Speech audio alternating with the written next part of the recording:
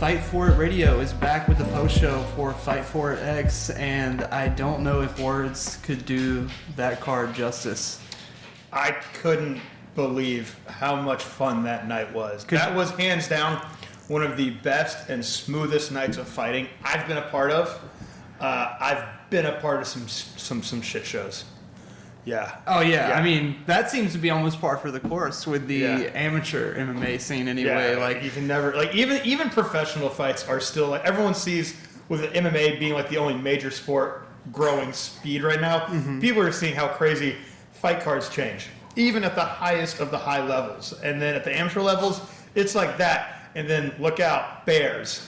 Like aspects about the production can be the same way. They can be just as unpredictable From what I heard, as the fights. Not too many bears in Rock Hill, South Carolina. I'm pretty sure that we would not be able to beat a bear. I think that after the Fight For It in the baseball stadium, that Leslie and Jonathan are just prepared for anything now. Like if a bear showed up, Jonathan probably would have just handled the bear.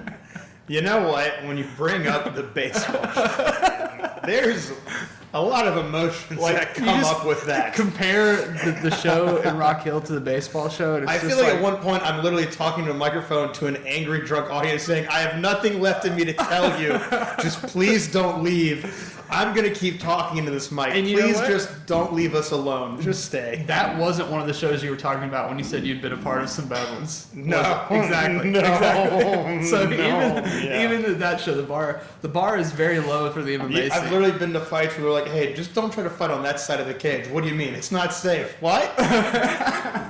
There's a strip bolt on one side. Yeah. But the venue... Man, this was... like, you think, okay, gymnastics venue. And look, or the gymnastics gym, club, whatever space that it was at, technically. You see the lights on at first, you're like, huh, what? But then they did such a great job of having the proper equipment set up on the cage for the lighting. So you have the lights off. You have lights just on the cage. You have lights in the back by the locker room. So you just see that it's either just like locker rooms or fights. So it was very grassroots and very well done. And with the lights off, it's that... You're like, oh, you forget where you're at. The lighting reminded me of ECW, the old wrestling show where they used to do it in a bingo hall. Yes, but you could only see the ring. Yeah, and you know what? It was really cool to walk away from the cage and look back in the room and then see the production and just go, you can't tell where that's at. And that made it really, really fun because it reminds you just how awesome live fighting is. Yeah. Like, you forget where you're at. Like, it doesn't matter. There was a lot of people out there. It was something that I had forgotten, not just from being at fights, but from watching fights on TV, because there's no audience right now. But that audience in there, I don't know if they were so rowdy. I think it was probably so ready to watch a combination of not having there not being live fights in so long, and the fact that the kids' kickboxing cards started off with some of the most like electrifying fights you could possibly have. But the crowd had such good energy, like you couldn't tell that you were in some gymnastic place. Yeah, it really just felt like I'm actually in like some venue with like bleachers or like, you know, more space than it was. Like, it really did not feel like the area, and that just is a great testament to Leslie and Jonathan and Marcelo and the crew there for pulling that off and making it feel like it did. Yeah, and beyond that, I would say very kind for a South Carolina crowd.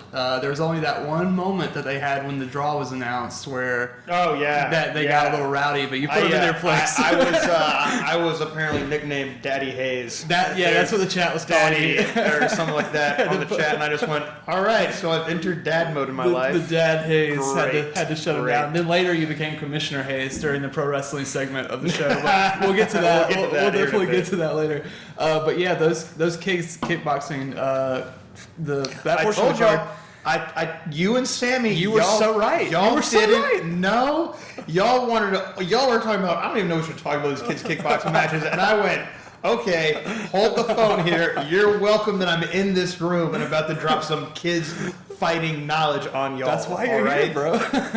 Look, those kids stole the show, and I called it on the pre-show. Like, people don't know what is coming up behind them, and these teenagers are looking terrifying. Yeah, I will say, some of those girls on that card, the ones that were like 115, you guys had Samantha Steph questioning her kickboxing career. Oh my God! Like, I know my kickboxing's gotten good, but what is this? Seriously. Yeah, I didn't hear the commentary yet, but I was sitting cage side with you guys, and I was interchanging in fights. But hearing Samantha's reactions was usually just wow. Yeah, it was great to have her on for the female fights. But it started off with Naum, who I hope I'm pronouncing his name correctly because he deserves it. He didn't shoot many bad stares in my direction for when I said his name like that, and so I think you got Sebastian Quevedo. Those two kids came out and set the tone with a serious scrap. I couldn't believe it. A dog fight, really. I mean, it was one of the best fights I've seen in person, and it was two teenagers. I was going, this is great. And I've judged, it's not only have I cornered a lot of fights, I've judged more fights. Like for the IKF and other shows, I'm going, wow, that was one of the best fights I've ever gotten to see live. Yeah, can you imagine being one of those guys? I mean, they're 16 years old. They're both 16. They're probably sophomores or juniors at best in high school. And there's obviously no school right now, but can you imagine going back to your class or whatever? It was also a great stylistic matchup. Yeah, between the two schools. Of more American kickboxing and and Naum, really, he was the one from Modern Warrior. Yeah. And came out with a very Thai-heavy style, like very marching style, very straight on. Mm-hmm. And the other kid came out with the longer, more American kickboxing, like Wonder Boy style, as people call it in the South Carolina here, or the Carolinas here. And it was such a fun clash of styles to go on top of it. Quevedo was a dog. He kept getting tagged early, and he just stuck around long enough to make it a fight. Like, he just wasn't going anywhere. Nowhere at all. Those kids didn't go anywhere. Then you had Sam Klepek versus Dakota Gray. Sam Klepek in his debut. I did a little bit of research. No, that was the second fight. Okay, is the second fight? He fought at Showcase in Myrtle Beach. This year, couple though, months right? Yeah. It was January, right? Something like that. Yeah. I saw that he also has a lot of jiu-jitsu experience on his He has I'm trying to think if it was like the Jeff Glover haircut. He has like that leopard with the print haircut going on. And I was like, maybe he's shouting out the Jeff Glover. He looks like he would be on the cover of a Crazy Taxi game or something. I can see that. I can see that being like Sam's ultimate goal, in preschool, like 5 years ago for the kid. He's like, what's your goal? Crazy Taxi Driver. Wait, what? Like the video game, but real life. All right. Maybe he's getting ready for MMA, but he was lightning fast on the feet. That kid was so sharp, so patient, always offline, rolling his head out of shots, just had answers for everything. And Dakota is no slouch. Yeah. But Sam had an answer for everything. And Dakota's one of those kids where I've seen him fight at IKF. I've seen him fight at PKBs. I've seen him work firsthand. And to see what Sam did to that kid, I was going, wow, Sam here is a problem when he goes to MMA. Well, I mean, when you have Steve the hand Weasel Montgomery in his corner, I got a feeling there's going to be you're going to see that kid Sam in MMA and could be a big deal. Yeah, I mean, if he's got striking like that and has the kind of grappling that he appears to have based on what I saw on social media, I saw him on the podium for several grappling tournaments. So, I mean, he could be a problem. I couldn't believe how fast the return was on the ones and twos and the hooks. I mean, that he was always ready for something. He had that insane pivot step out. Oh, it was great angles from that kid. Mm-hmm. Yeah, he did a great thing by not over pivoting. He would pivot and step off, pivot, step off. It was what I loved about it is it's very fundamental and he applied it perfectly. That's what I tell people. A lot of good footwork isn't the number of steps you take. It's making fewer steps count for more actions, and that's what he was doing. He was making simple steps go a long way in that fight with Dakota's forward pressure like that. He was touch, off, touch, off, touch, off. Not just trying to waste foot patterns. Yeah, he made everything count. Yeah, very patient. It was awesome.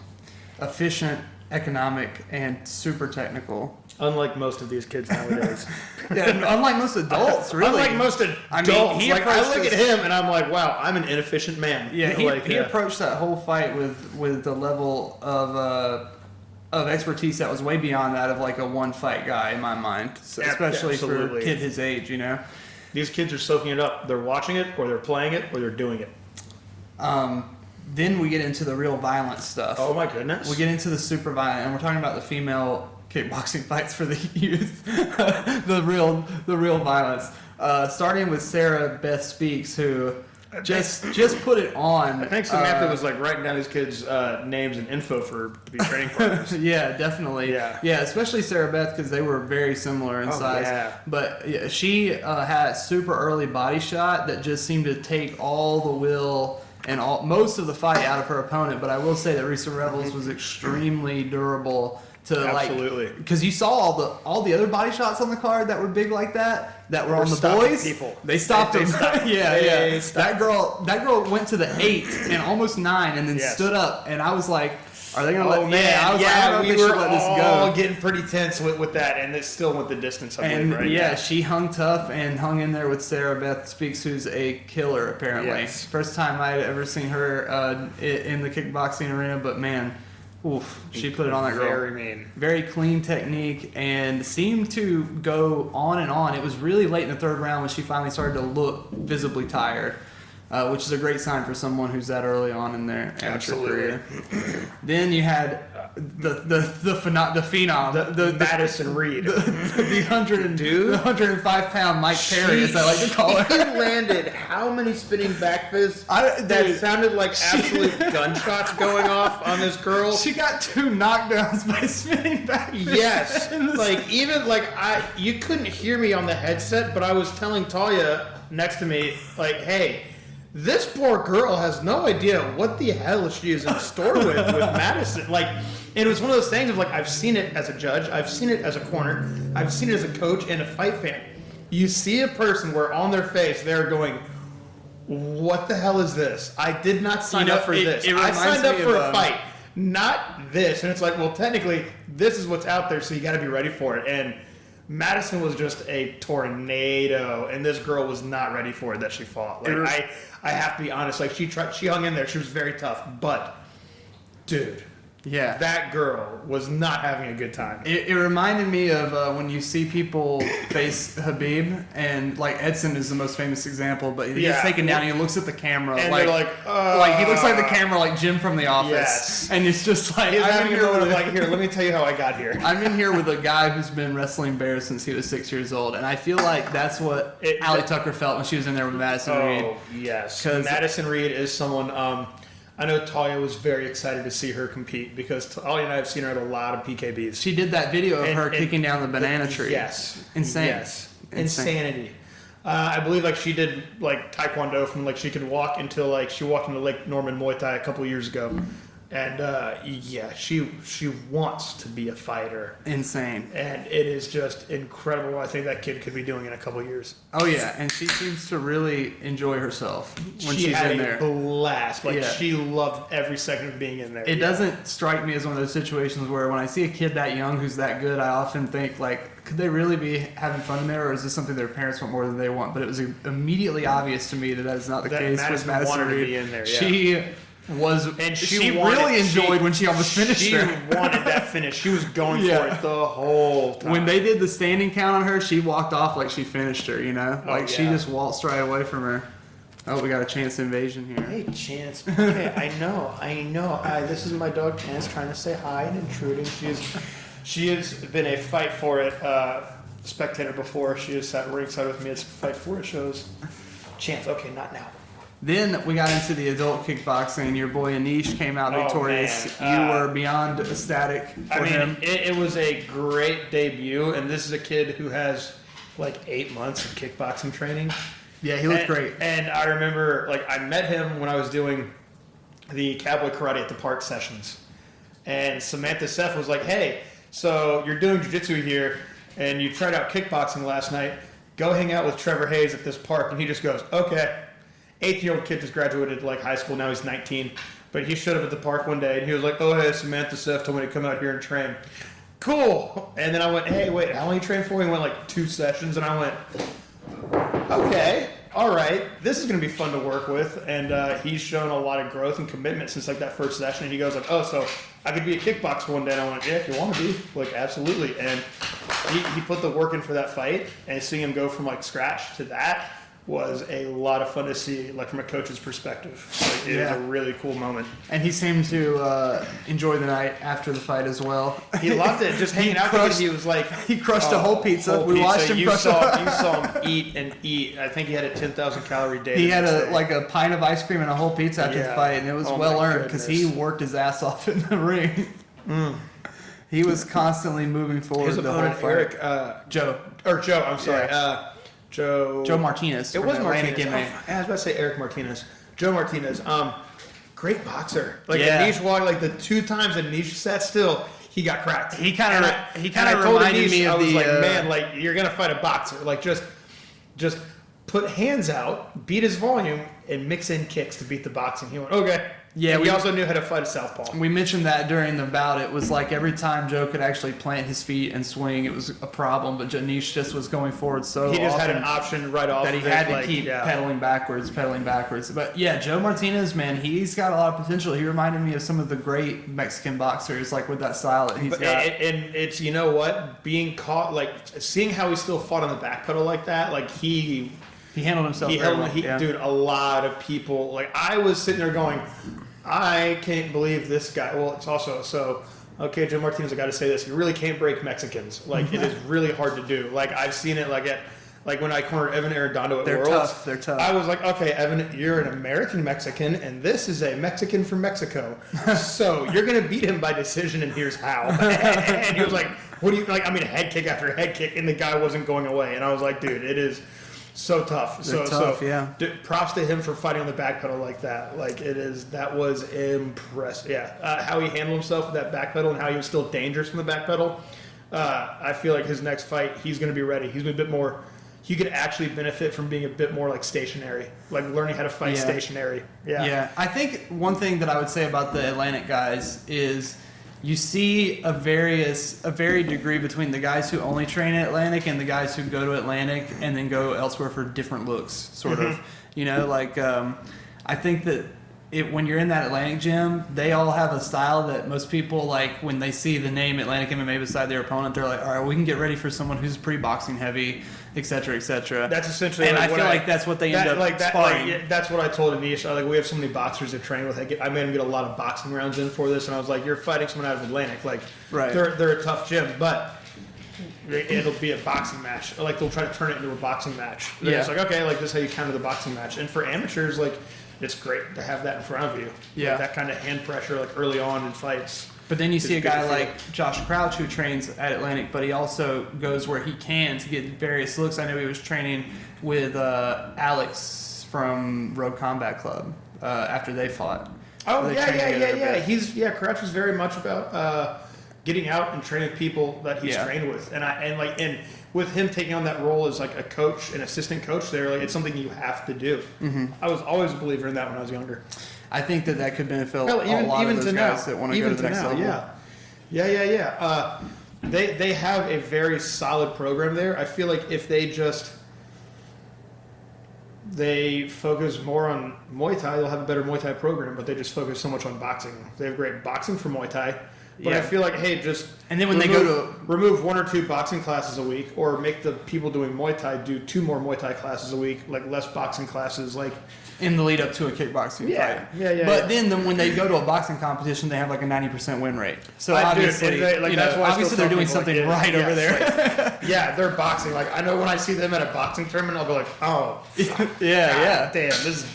Oh God! Like they are a tough team. Yeah, they clearly have a passion for that particular sport over there, and that's why I've always liked that Fight For. It's like one of the only shows that actually puts on boxing fights along with the other fights, because people really tend to view kickboxing, MMA, and Muay Thai as very similar communities, but boxing as like completely separate. Yeah. You know, and I just think that's not the case in my experience. There's a lot more crossover than people would let you, especially on the local level. So many personality crossovers.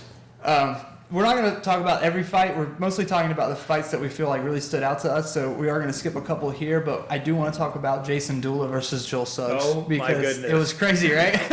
College athlete versus farmer. The farmer who stuck to the game plan, bro. Joel Suggs came out there with a game plan. The pressure like nobody's business. Jason Dula did a great job of being athletic and explosive on the outside, but Suggs just knew he was going to throw single shots, and he knew just to wade through that. He knew that, okay, every time I get touched, be ready to give back 3. You always finish with a low kick, and it was kind of just a way to slow down Dula and get him just to like back off from that evasive game plan he likes to move around and do. He did throw his jumping head kicks. He threw a few. Yeah. He threw a few crazy moves. Yes. There was like a jumping teep at one point, a running push kick. There was a lot of cool stuff from Jason Dula, but none of it landed true. It was just fundamental Muay Thai. It was 8 points 101 as we talked about.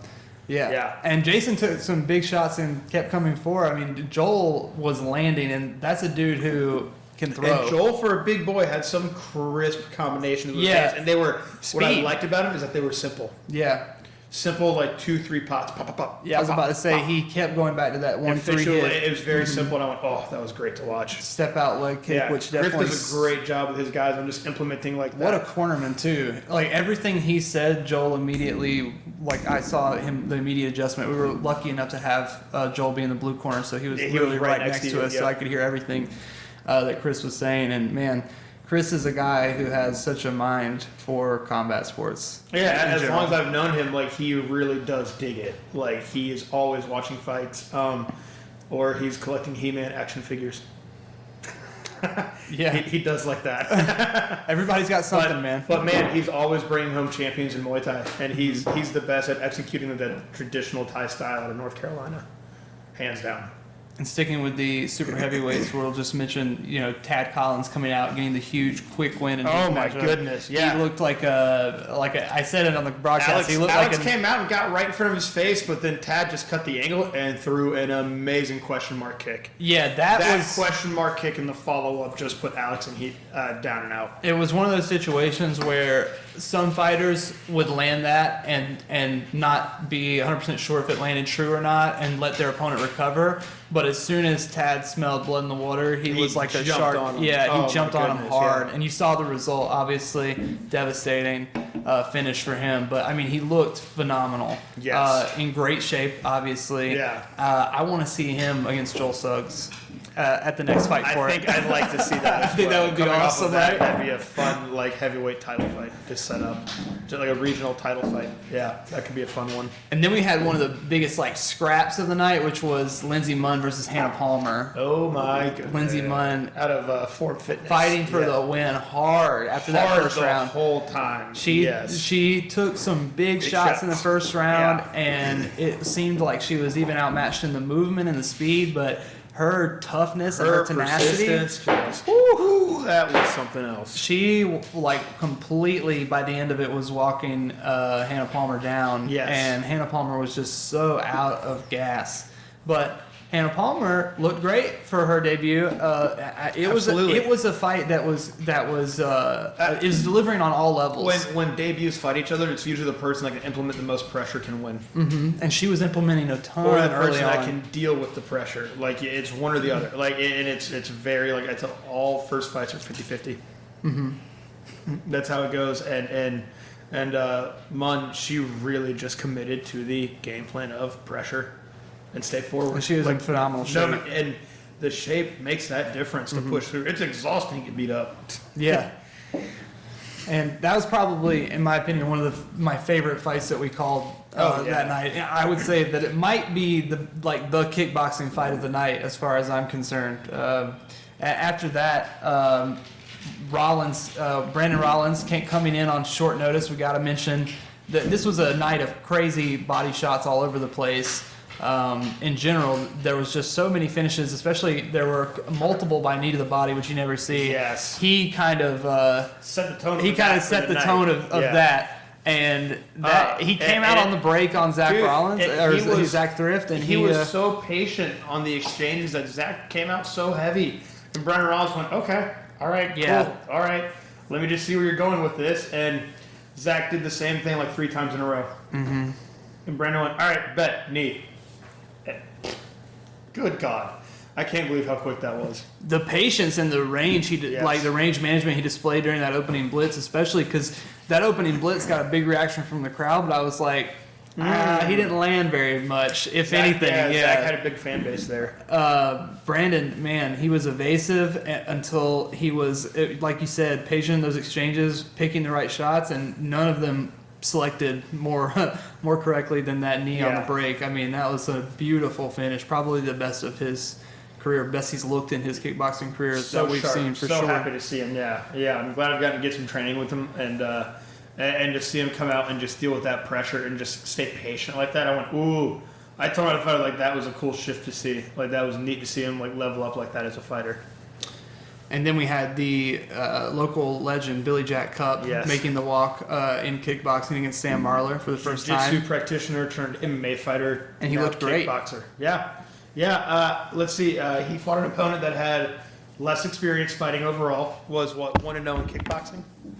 Yes. And Sam then Marlar. Billy Jack is like what 6-2 in MMA or He has 10. 10 MMA fights, if I'm not mistaken. Yes.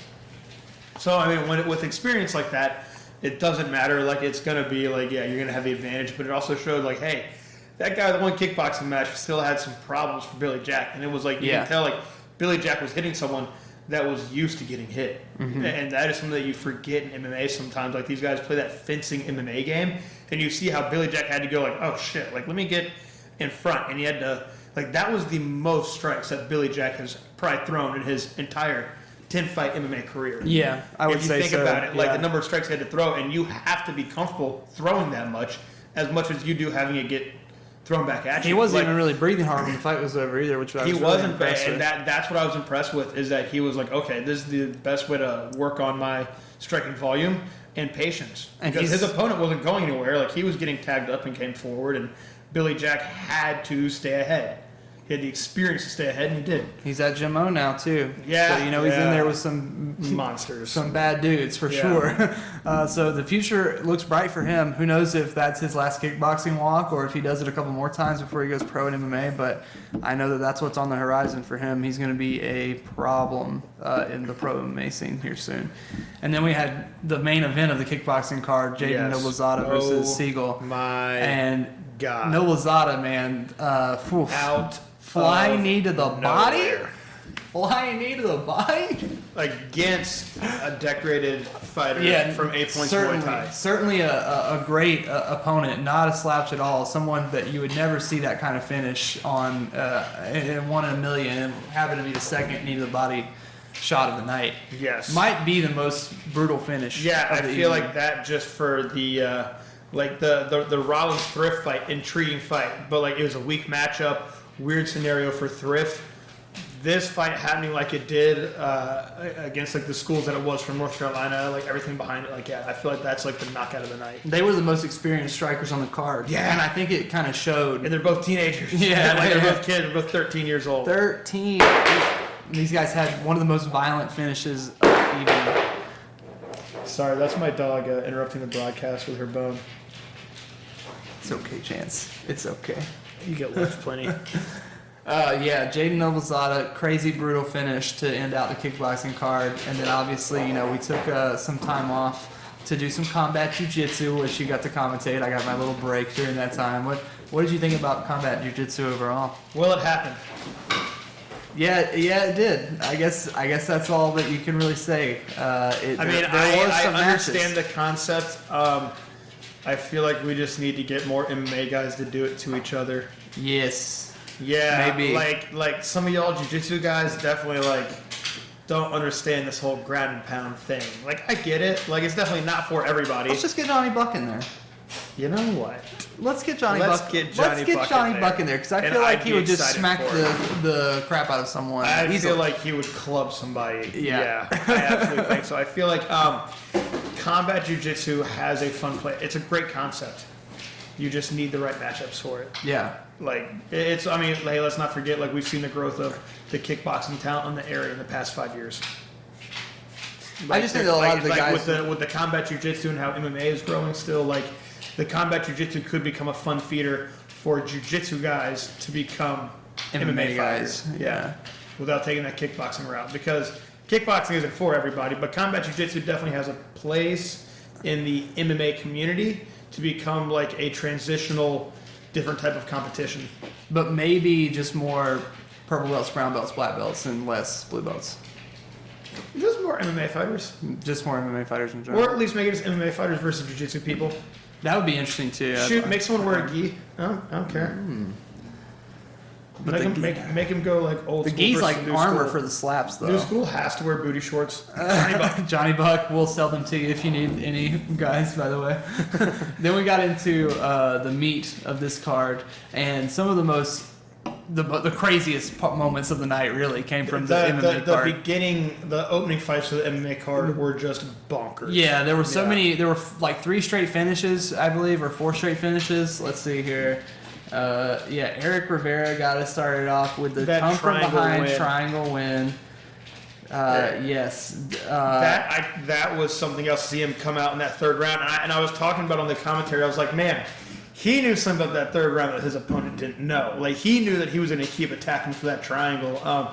He put himself in that position over and over again, and you even see his composure at the start of that third round. He's looking at the audience, going like, "Yeah, like I got this," and I'm like, "Oh, what's he up to?" He kind of throws that like really lazy kick to invite the takedown, and it's a guy who's from Team Rock and is definitely looking to take you down. Yeah. And he gave me crap in the cage about it. He was like, "Hey, man." Oh, he gave me crap after the fight. Like, I heard your picks. Like he gave me this look, and I went, "That was impressive," and I'm sorry. And he went, "Yeah, man. Like your picks pissed me off." And he said that he didn't like our commentary in the boxing match that he did like last year. Yeah. He was like, but man, I talked to him. Like it's funny because I talked to him afterwards after the fight, and he is a cool dude. He's a good kid.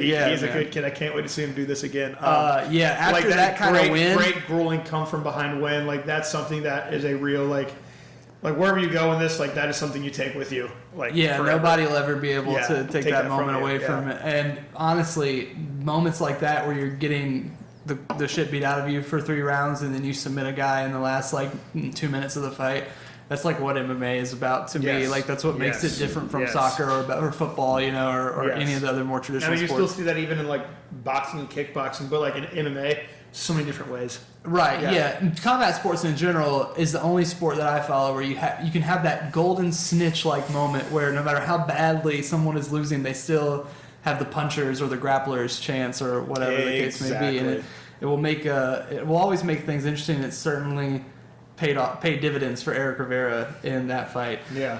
Then Brian Griffin Jr. stepped into the cage and looked speed. Looked crazy for a debut. Speed with just knowing where to be. Like he was insane, but he was also controlled at the same time. Like everything was out and back to home. Like he was just a fast, malicious fencer in there. And it was when he stopped by and trained. Like a week or 2 before the fight, he took this fight on short notice. And I remember he came in and he was a very like knowledgeable student, but very calm. Like in class, he's calm and he's collected. And I'm just like, all right, this dude has some confidence, but why? Like, what does he know that I don't know? We know now. And then when he fought, I just went, oh. I know now. Oh, yes. That's why you're so confident. He was like, I told you, dog. And I went, all right, like I get it. You like did tell come by me, the gym, like stop by the gym again sometime. Like that was that knee to the body. Lucas Setzer, I can almost promise you he was in the military at some point. He has the exact build of a military man and that Tim Kennedy fighting style. Coming out with a 2-1 record. He was throwing some mean overhands, and Brian Griffin, about 30 seconds. He threw one too many. But Brian Griffin caught him with a head kick before the body shot. Yes. He caught him with clean 1-2s. Like he hit him with counters. Like when Brian hit that body shot, I was like, holy crap! Was that only 30 seconds of fighting? Yeah. Like that. Like what's crazy is how much happened before that knee to the body, and that's what set up that finish on Seltzer. Seltzer was used to fighting at a much calmer pace. I agree. So you can see like Brian came out and overwhelmed him, and Seltzer's like, I think that's the most I ever fought in like a round. Like, and it was in such a short amount of time. He did 30 seconds of work that he's used to doing over like 3 minutes of work, and I feel like that overloaded him. So when that knee came in, he was like, "What is it? Oh God!" Like he didn't know what that was that hit him. Yeah, and it was Brian Griffin that hit him. It was one-sided, but there was some resistance from Lucas Setzer at first, from those overhands, and from just how physical he was early on. Oh, he came out there to fight. That was not the case in the next fight after this. No. In the bully beatdown of the evening, Dylan Nelson completely laid it on Devin Haycock. Real bad. And he was beating him, and I think that was one of the most brutal and quick rear naked chokes I've seen in MMA. Yes. And it was a generous way out for that young really man. felt like as soon as I sat down, it's like that fight was kind of over. Dylan Nelson. And I was like, well, that was just mean. I remember going like, dude, that was just mean, but I liked that. I like to see that kind of toughness and physicality come back to some fighters. And in the end, he was kind to that young man when he rear naked choked him, because that was a nice little way out for that kid, because he was going to only take more of the same. I couldn't believe how fast and physical and in shape Dylan Nelson looked. Yeah. He looked like a little tank out there. And then Dante Bazin came out against Butterfly Jonathan Freeman. I think that was another fight that was put together on short notice, if I'm not mistaken. I believe so. Yeah. And that was Dante Bazin. I believe he was 0-2 in that. Yes, he was looking to get his first win in MMA, and I believe it was the debut for Freeman, if I'm not mistaken. Or no, it was his second fight. He already had one win before that. So definitely some guys with some experience, but Bazin just looked hungry for it. But man. that's a great match. I like those 1-0 and like 0-2 matchups, because that 0-2 guy could be really hungry, or we all know like that's the guy that's there to lose. This 1-0 guy could have had 2 bad nights. This 1-0 guy could have just had a gimme fight the first fight. He might be in a real fight the second fight. He might be fighting a guy who has like 6 rounds of a fight experience compared to his like 30 seconds. Right, because he laid it on some dude who was there to lose.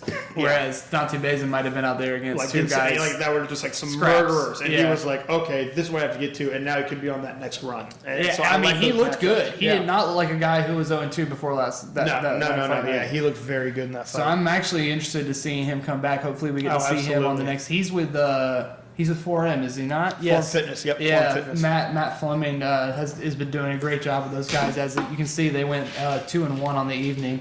Tommy Tran even looked good in his fight as well. So good program over there as always. Oh, great program. I've gone there and done seminars, and I'm going back in April. Great place, like just great students. Yeah, they're all there to listen.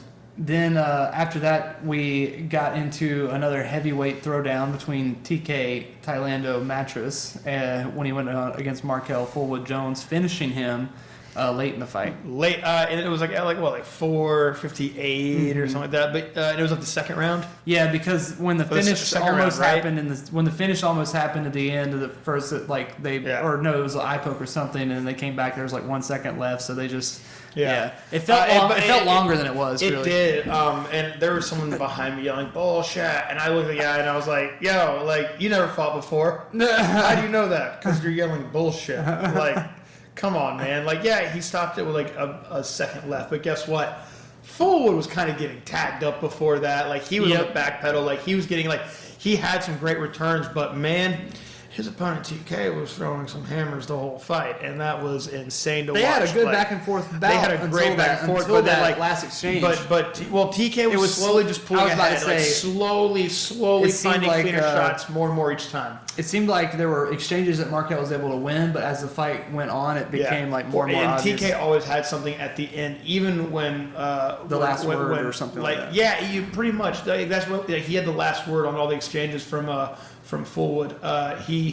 Every time Fullwood landed a combination, TK was at least back with one. Right. Okay. Nothing was free. Does that make sense? Yeah, definitely. Yeah. And that was causing problems for TK, and that's been TK caused problems for Jones with that. And you know what, man? Like, you got to protect these fighters from themselves, because you know what? That ref should have called it then, because it's about to go to the third round.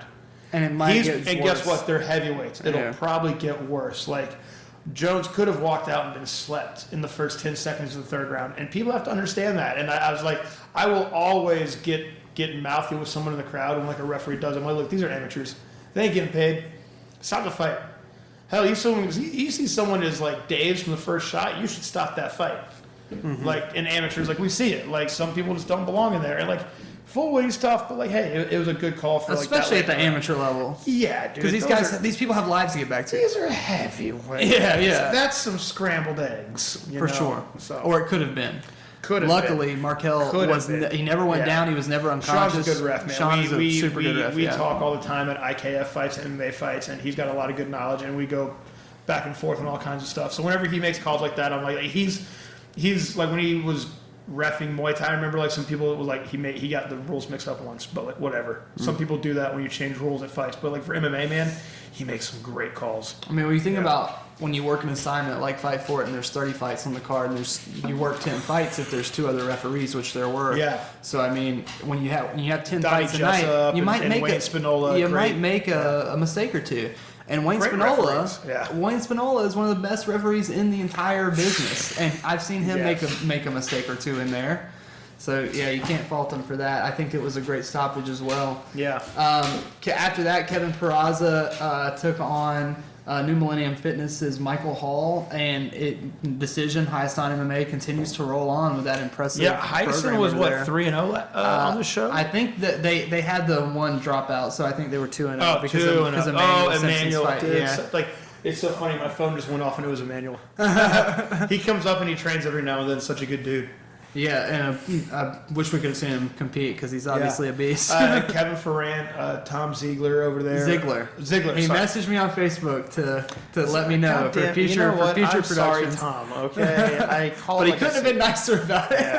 Yeah, he's Tom like, Ziegler, son of a gun. Yeah, Tom Ziegler and Kevin Ferrand, Tony Tran. I mean, the program over there was great. But while we're talking about Highstein, we don't talk as if we don't talk them up enough. I'd just like to say that all of the best guys from their gym were front row for those fights, and such great energy. Even from the people that weren't from their gym, Shamik Harvey, dude. Even from the people who weren't from Highstein, they were hyping up the fights on a level that was like super fan. All of Shamik Harvey's he was like right across the cage from me, so I saw all of his reactions to finishes and stuff. And just they brought a great energy to that part of the crowd. I could see everybody around them kind of reacting to the fights more than anything.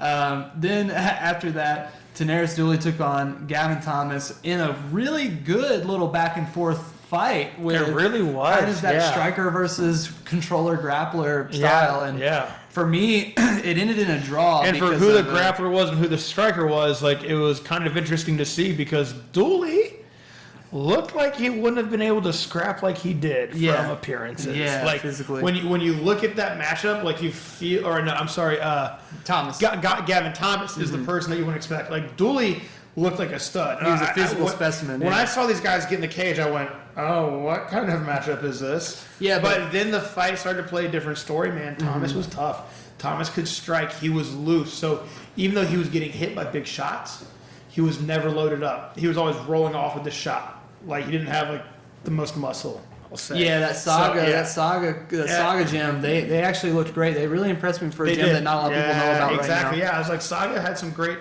turnouts that night. And I thought that Tanaris Dooley, he made simple mistakes. He was unsportsmanlike with his words in the first round, grabbed the cage in the second, and that set it up. A bad cage grab. You know, there's levels to how bad that offense can be. That one was pretty tough. Yeah. But in my opinion, it really came down to how you view that second round because it obviously ended in a draw, which means that most of the judges thought that the first 2 rounds were for Tanaris. Yes. So I thought that maybe Gavin did enough to win that second round. Who knows? But it ends in a draw. Who knows if they're going to do it again? Yeah. I personally would like to see them do it again because I thought they had a good fight. Let them both get one more fight. Maybe. Do it again. Yeah. I mean, I thought it was a fun fight. I don't give a shit if amateurs have rematches like that. No. Like maybe if you want to have them do a title fight, yeah. But okay, we'll talk about that in a little bit too. Maybe those guys go like have some more fights from each other and they can have a rematch and make it special. But like, let them go do other stuff. Fair enough. Yeah, if they run into each other again, they'll run into each other again.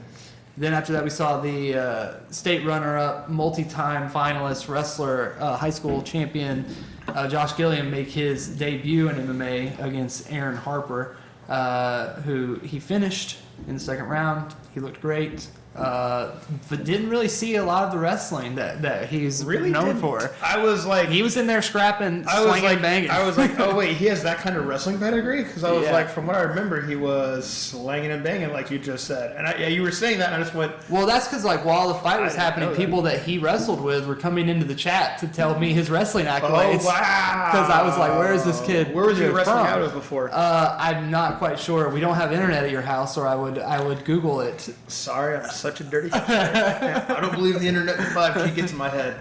Yeah, you don't want those beams coming in I don't here want and those messing beams with stuff. going into my meat in the fridge. But he looked crazy good. He had a super explosive knockout against Aaron Harper, who looked in great shape and fought very well up until that point for sure. But I just wanted to commentate on the fact that is probably a young man who we're going to see a lot more of. Absolutely. He looked good at 185. Oh, yeah. Real good. Out of the Body Shot Combat Club, a combat club who no doubt brought some kind of magic to this card tonight, because there were body shots that not only ended fights, but body shots that changed fights that ended up going to a decision later. Then the fight of the night, in my mind, my personal favorite fight, George Copa versus Josh Motzinger of Hayassan MMA. You know what I like Insane fight. was George Copa's attitude after the fight. Like, George was very cool about the decision. He just went, oh man, it was the dude's writing time. And I went, honestly, yeah. Like, Yep. that was probably it. Like, Josh had Very close fight. Very close just fight. enough control after each takedown to make it count. Where if you take someone down and they hop back up right away, it doesn't really count. If you take someone down, you control them for like in a 3-minute round, 30 seconds is a lot of control time. And Josh had enough of that with each takedown, each cage position, showed that he had. But like, other than that, like George Copa, every time George Copa hit that kid was going, "What the hell am I getting hit by?" But he did not. It's not like he was panic wrestling. He was not panic wrestling. He was content He was to be ready, on the feet. He was very content. Yes, like that. Like he was very content with being there and having the best that George could throw him on the feet. Like he was like, "All right, this is gonna suck, but here we go." And that's what you have to do in MMA as a wrestler. Like amateur fights like that are what'll make Josh a really good pro later on. Yeah. And the same thing for George Copa. Like George wants to go pro. Like a fight like that where he's just like, okay, I have a good ability of getting up, but what's this little gap that I'm missing that Josh had to beat me that he didn't run into in his 2 fights before that? Like, it's a good it was a great matchup to see like what these guys needed to improve on to become pros one day. Yeah, that's a huge win for Josh Motzinger and the Hayassan MMA team. I think that there's a pretty iconic photo of the moment that the decision is announced. I think it was taken by Kevin Ferran, actually, but the moment the decision is announced and Josh's hand is raised and George has this look on his face like, it's such a good look. Yeah. I'm glad he was cool with it after, but the initial reaction that he had is just like, like the Nick Young NBA like meme face where he's looking at the camera like puzzled. Yeah, that's what it looked like. But yeah, it was a pretty iconic photo. If you haven't seen that, go find it. Then we got into. We had a perfect night of fights. It was really just a wonderful evening. And then we kind of had this chagrinery-filled main event that kind of ended, not necessarily controversially, but anticlimactically. Anticlimactic is the right word. And there was, much like in the Stipe versus DC fight, it was a heavyweight affair full of eye pokes. The fight seemed to be... I talked to both these guys after the fight, and they were talking to each other, so we were all in the same room when we were having this discussion. But these were two guys that wanted the fight to go into the later rounds. They were fighting as if they wanted to fight in the 5th. Yeah. And that's why the first 2 rounds are very, very tentative. They both said that they really did not feel like the fight had even started until the 3rd, which that's when, like right before the last eye poke, is when Dalton was just really starting to get into that fight. I agree.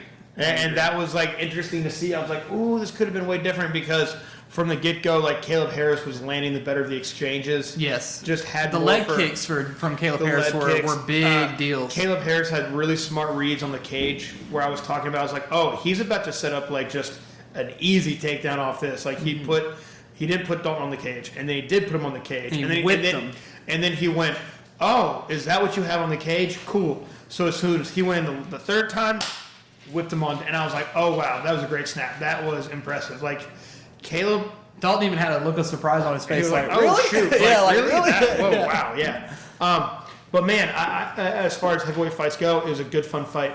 Yeah, up until like the eye pokes that ended up calling it. They said they're going to run it back. Yeah. I think that Dalton needs to get, I don't know, like a little bit cleaner with his guard. His guard had no real answer for Caleb Harris's jab and most of the offense. I think I was talking about that where like Harris had a very good defense. Like he did. Like he didn't get shots were landing on him, but not 100% of the shot. And he was going right down the pipe. He was, and he would just roll off. He would bounce off, and he would get like 20 and 30% of these shots that Dalton would throw, and Dalton would eat the whole jab. The whole jab. Yeah, even though he's standing there blocking, and he's devoting all of his he was blocking with a big glove guard. Yeah, not a little glove guard. And Harris was blocking with a little glove guard. I think maybe the conditioning too for Dalton, because he came in lighter and looking better in this fight than I had seen him in previous fights, but he was slower, significantly slower, and he said that he felt slower too. So I think could have been the Rona, could have been the time off. Who knows what? I mean, he said that he personally felt like he lost too much weight too fast over the course of like coming off the Corona time off, and I definitely know that kind of when you're trying to eat at a calorie deficit and then you try to do any kind of anaerobic or aerobic exercise, you have a weaker gas tank in general. So I mean, maybe he just felt like he didn't have what he normally has in the tank, but I want to see him come back stronger from this. He's 3-1 now. It was called a victory for Caleb Harris. He wants the guy. When he's got that was 6-6. Like, 13th fight for Caleb Harris, by the way. Yeah, I mean, 10 more fights than him, and ultimately it did go to a decision victory for Caleb because it happened in the third or the fourth? It happened in the fourth, so they used the score. They used the scorecard from the first 3 rounds. If it had happened in the third, and Sean explained that, and I was like, I totally forgot about that. If it happened in the third, it'd have been a no contest. Right, that's big. But because it went to the fourth, and there's an eye poke, it was unintentional. From where I was sitting at, it looked like Dalton just got punched in the eye, like both knuckles right on the eyeball. So I thought that too, even when we watched the replay. But I talked to Caleb, and he said, immediately he felt his thumb go into the eye, and that's why he stopped immediately. Because from what I saw, it still looked like it was thumb, but I saw a lot of glove go into that eye socket. So you could have thumb go in there, but from what it looked like, it just looks like Dalton just got directly punched in the eye. I tell people hey, look. Even in boxing, when you get punched in the eye, it fucking hurts. Man. Right, of course, Dude, it's not your eyes are soft. MMA gloves? It's even worse, man. It is not cool. Your eyes are just like these little grapes you carry around in your head everywhere, and they can just get popped at any moment. Take my grapes. Not my grapes. Get away from me, John Jones. But outside of the weird finish of the evening, it was an amazing night, a magical evening. Almost Disney magical, it felt in there at times. I wouldn't say that. I felt some of the Disney magic when those kids were beating each other up. I was thinking more of a Pixar kind of magic. I think Pixar is more about slightly it. Slightly more Pixar, yeah. But Fight for 11, who knows when it's on the horizon? No official word, but I know that the behind-the-scenes talks have already started. Who knows where it will be? Ooh. Who knows when it will be? You're just going to wake up one morning, and it's going to be announced. You're going to have a stocking of news on your social media, and you're going to turn it over and be like, oh, look, new fight for it. But we did mention a couple of matchups that I think would be fun to see. Joel Suggs versus Tad Collins would be awesome. Yes. And then Brian Griffin Jr. versus Dante Bazin, I think, would be really fun. Yes. Both those guys winning in the same weight class on this show. They're both one's 1-2, the other's 1-0 now. Yep. Who knows if Dante wants to take another fight with a guy like that level of experience? But if you watch that fight, Brian Griffin Jr. does not fight like a 1-0 I think that's guy. a very smart fight to make. Dylan Williams, Brent Williams fell off of this card at the last moment. Maybe they could get it together and do it again. He's a good kid. I like the matchup. I know Brent's going to look for another fight in the meantime. He's looking to scrap as soon as possible. Dylan's got a lot more experience than him, so even down the road, I think that fight could still make sense in 2 or 3 months. Absolutely. Absolutely. Well, that will do it for the post show for Fight For It X. Trevor, the Punching Bag Hayes, thanks so much for joining me once again on the booth. Been ready. McGrath, always a pleasure. Konnichiwa, sir. Mushi mushi. All right, guys. Stay on the lookout for Fight For It 11 news. Download the Fight For It app ASAP on the iTunes or Maybe Google some more Play Fight Store. For It podcasts in the future. Who knows? Who knows where the future's going?